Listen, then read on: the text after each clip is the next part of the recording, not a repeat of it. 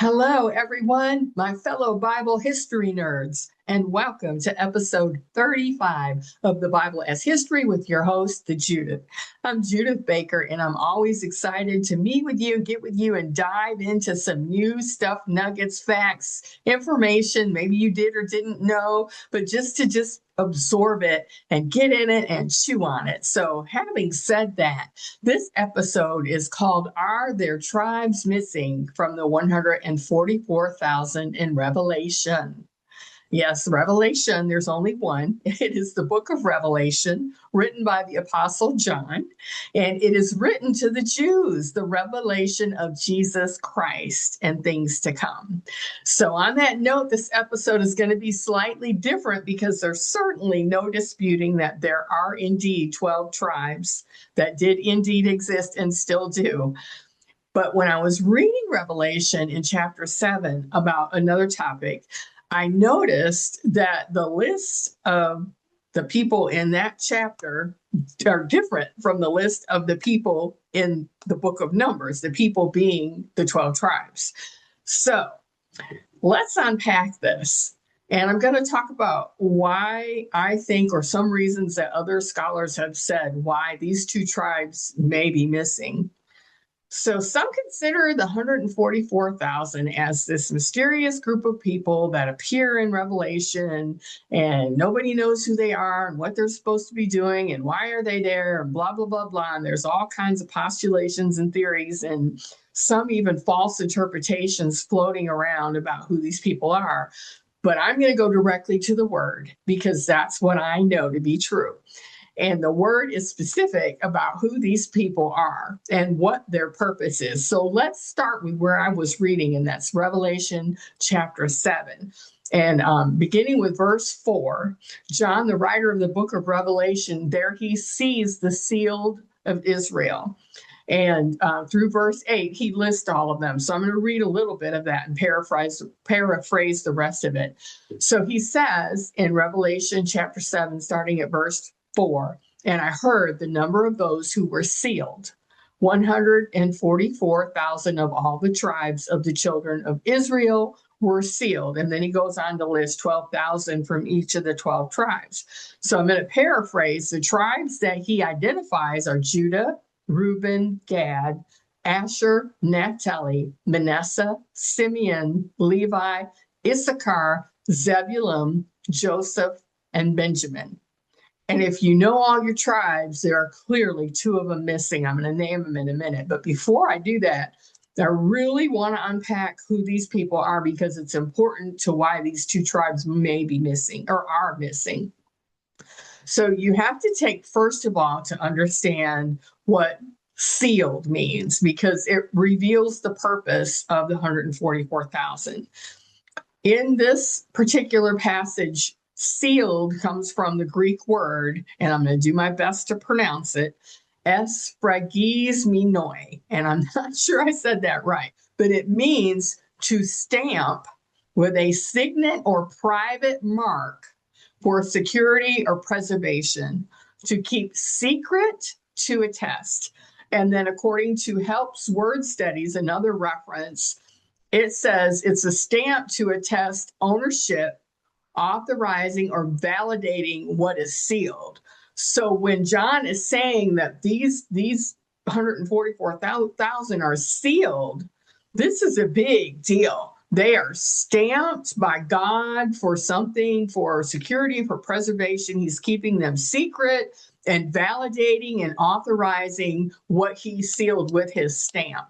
And we go on in Revelations chapter 14 in verses 1 through 4, where we find out exactly who they are. And for the sake of time, I'm going to summarize the key points from this. So they will stand on Mount Zion with the Lamb. They have the Father's name written on their foreheads. Boy, that sounds like a stamp or a seal. They sing an exclusive song before the throne that only they can learn. They are not defiled with women and are virgins. They are redeemed from among men. They are male virgins. They have no lies in their mouth. They are blameless. they are the first fruits.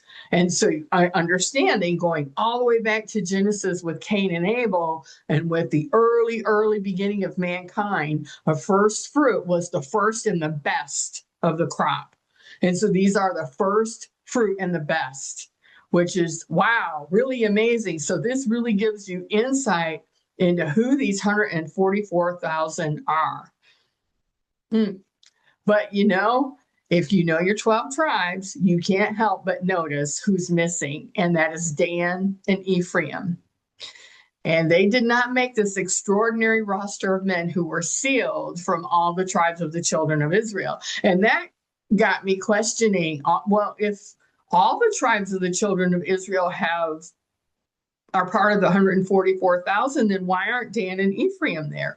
So I started digging deeper into another Greek word from the Bible.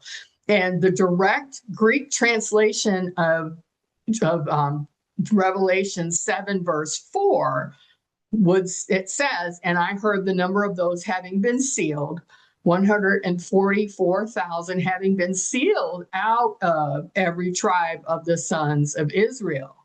Okay, that's a little bit different, out of. So we have to examine every tribe or all the tribes, which is the Greek word pas-ez, which does mean tribe, but it also means a race of people, clan, or offshoot.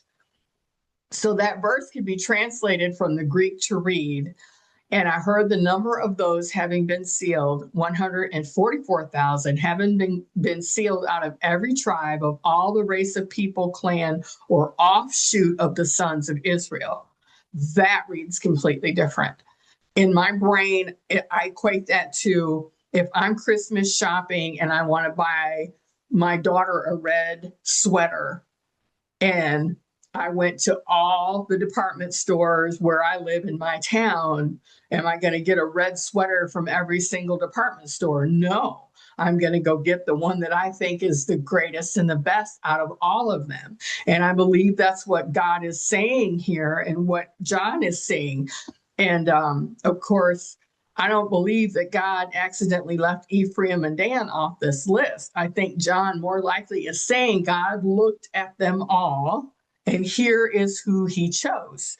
And in all likelihood, the word all is probably not defined as we might define it today as being all inclusive. So that really does read completely different. And then, of course, reminding you in this verse when John's identifying of Israel, that being Jacob, because Jacob's name was changed to Israel back in Genesis. So that really, I'm like, okay, I had to rethink and really dig deeper on this, because I always interpreted it and I never paid attention that there were two tribes missing, and there indeed are, and they are Ephraim and Dan. They are not on this list, and Levi is, which is significant. So let me briefly summarize who were the 12 tribes. So if we back up to Genesis, Jacob, whose name was changed to Israel, had 12 sons and one daughter, and they are Reuben, Simeon, Levi, Judah, Dinah, Naphtali, Gad. Let me back it up. I threw Dinah in there. Dinah's the daughter, so we'll get her out of the way. And the sons are Reuben, Simeon, Levi, Judah, Dan, Naphtali, Gad, Asher, Issachar, Zebulun, and then Joseph and Benjamin. Now, we know that Levi, the tribe of Levi, was set apart for the priesthood. And when Joshua and the Israelites came out of Egypt and went in to take their land, Levi did not receive a portion of land, and Levi was designated to live in specific cities to lead worship, to maintain the tabernacle and eventually the temple, and to instruct the people in how to follow God's laws and what God's laws are. Joseph received a double portion, and his sons, Ephraim and Manasseh, were both given his portion of the land. So as a result, Since Levi's inheritance was set to be set apart for the priestly duties, Israel's 12 tribe count ended up being calculated by splitting Joseph's lineage into the two tribes. So Ephraim and Manasseh replaced Levi and Joseph. So by the time you reach Numbers in chapter 1, verses 5 through 10, the order of the tribes are listed as Reuben, Simeon, Judah, Dan, Naphtali, Gad, Asher, Issachar, Zebulun, Ephraim, and Manasseh.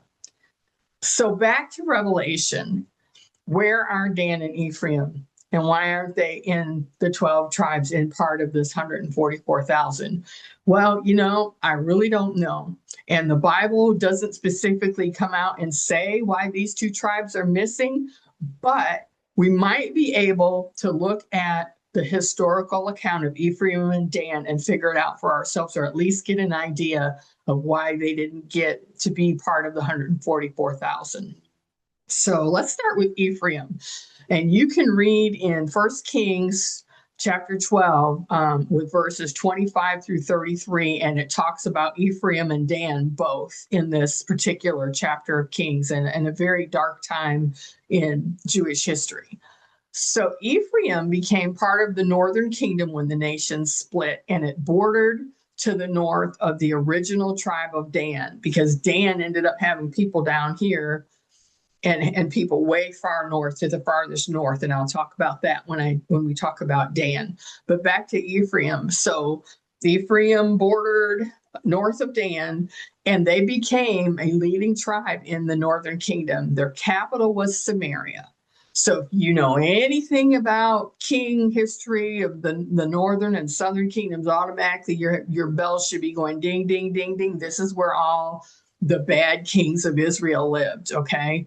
So King Jeroboam was the first king of the divided northern kingdom, and he was from the tribe of Ephraim. King Jeroboam established two pagan worship centers, one in Bethel and one in Dan in the northern kingdom. And he set up golden calf worship and idol worship, and, followed the nations around them, the Canaanites. Just not at all something that was going to make God happy. And I'll explain why a little bit later. Furthermore, another nasty king was from the tribe of Ephraim, and that is Ahab, as well as his father Omri. And in episode 2, when I was first getting started with this series, I talked about some archaeological evidence that specifically mentioned King Omri, and some of the things that they found that validate all of this stuff really did exist. So Ephraim, not on a good start, okay? Let's talk about Dan. So in Judges chapter 18, verses 1 through 31, Dan, who was south of Ephraim, they were like close to the coast, and Ephraim's above them. Well, they had trouble taking their land and didn't like their territory and they're on the Mediterranean Sea, a major trade route. Well, the Amorites and the Philistines were constantly on their back. And so a group of them went north to just south of what now is present-day Lebanon. And along the way, they scooped up a priest and his idols from the home of a man named Micah in the mountains of Ephraim. Yeah. They wiped out a peaceful group of people and took their land in Leshem. And they established their main city from Laish and renamed it Dan.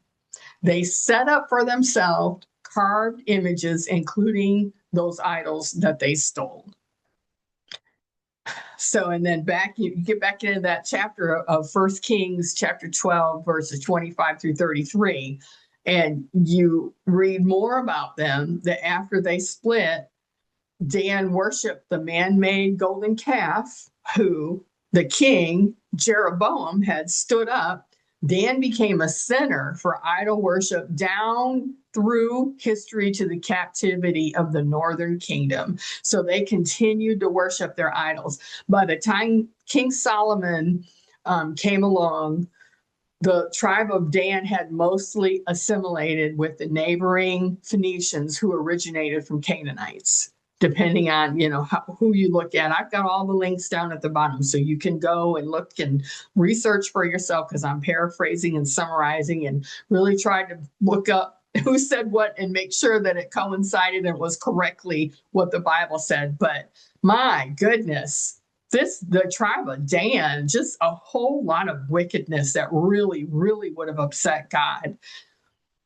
According to Barnes, so Albert Barnes's notes, he is a commentator on the Bible that lived from 1797 to 1870. He mentions that it is believed that the Antichrist will come from the tribe of Dan. And the author of God Questions also believes this and bases this on Genesis chapter 49, verse 17, Deuteronomy 33, verse 22, and Jeremiah 8, verse 16. And you can pause and look those up if you want to and rewind this. So the tribe of Dan, wow, yeah. I didn't really, you don't really pay a lot of attention to the tribes. You just kind of read the Bible and you know that the Northern Kingdom did this, the Southern Kingdom did this, but the more you read and the more you peel the layers off and the more things start jumping out at you and the word becomes alive, and these examples of what not to do and what to do become alive in God's word. So I know I like to tie archaeology with history, and let me tell you, there are archaeological digs at Tel Dan and Bethel in northern Israel that have uncovered high places and cultic sites consistent with these biblical records. There's a whole bunch of them. I could do another whole 2-3 videos on that, but I have a link down at the bottom if you're interested. So my thoughts personally on why Dan and Ephraim are not in there is based on, out the gate, they're worshiping idols and they're disobeying God, and Dan's taking land that was not allocated to him. It appears, and I say appears gingerly, because the Bible doesn't say, and I'm not trying to put words in the Bible or words in God's mouth, but it appears that these two tribes had no first fruits as a result of their disobedience. So they don't have anybody that God could take that was worthy enough to use and be part of the 144,000, which is really sad, because that was not God's plan for them. I personally also, I've read that, these Dan's completely wiped out, blah, blah, blah, blah. I don't believe that either, because it contradicts the Bible. Ezekiel saw Dan and Ephraim, as well as all of the tribes, in Ezekiel chapter 48, when he saw the new city and he saw the tracts of land that each tribe would get. And they are all there, including Dan and Ephraim and Manasseh and Joseph, which is, just how God works, his mercy, because he made a covenant with these people. He honored Abraham, Isaac, and Jacob, that he would keep that covenant no matter how crazy their children and their offspring got. And that's really powerful, because God is still keeping the covenant to this day. The other reason I don't believe that Dan's tribe was completely wiped out, although in the first Chronicles, right at the very beginning, there's genealogies, and Dan is not mentioned in that genealogy, but yet Dan's offspring, Azarel, who is the leader of the tribe, is mentioned in 1 Chronicles chapter 27, verse 22. So why he's not mentioned in Chronicles, I think it's the same reason. I think by this point, they really had assimilated with so many of the Canaanite Phoenicians, and they just, like I had just said, up until when they were taken into captivity, they continued idol worship. It just, it's so sad. So ultimately, we know from prophecy, and especially from Ezekiel, that every tribe has a place in God's overarching plan, but disobedience has real consequences. And I believe, based on this information that I found, that Dan and Ephraim's omission is thus just a sober reminder of the biblical emphasis on the loyalty of the one true God. And I say that because the first three commandments in Exodus chapter 20, verse 3 through 6 address this. And this was told them out the gate by Moses and continually by the priests. They should have been getting this information. They should have been teaching their children this. You know, the 10 commandments are critical for Jewish Old Testament history. And the first one is, you shall have no other gods before me. Okay, that one's violated. The second one, you shall not make for yourself a carved image or any likeness of anything that is in heaven above, or that is in the earth beneath, or that is in the water under the earth. Okay, that's the second one, violated. And the third one, you shall not bow to them nor serve them. So, and God says, you know, in this, for I, the Lord your God, am a jealous God, visiting the iniquity of the fathers on the children to the third and fourth generation of those who hate me, but showing mercy to thousands to those who love me and keep my commandments. And this is just, to me, the nail in the coffin, as they say, as to why Dan and Ephraim don't have representatives in the 144,000, because they violated these commandments, the biggest first fruit commandments, you could say, the biggest, the greatest, and the best. And yet to the ones who were faithful, to the, you know, thousands generations later, the Lord continues to show them mercy, to those who love him and keep his commandments. So in conclusion, it is possible that Ephraim and Dan had no men who would qualify as first fruit that could stand with Jesus on Mount Zion in John's vision. But, you know, only God knows the real reason why they are not included in the 144,000. What is possible is that God made that covenant with Abraham, Isaac, and Jacob that one day will be fulfilled, and all the tribes will have their portions of land, as Ezekiel saw. And yet today, God made a new covenant with us when he sent Jesus to die on the cross. It doesn't matter how dark your past is. God did indeed send his son, his first fruit, the only one qualified, so that anyone who would believe in him will be saved and find everlasting life.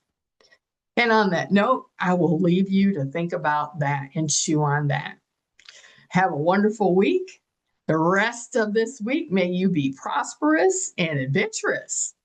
And may God bless you. I love you. Jesus loves you. And until our next episode, shalom.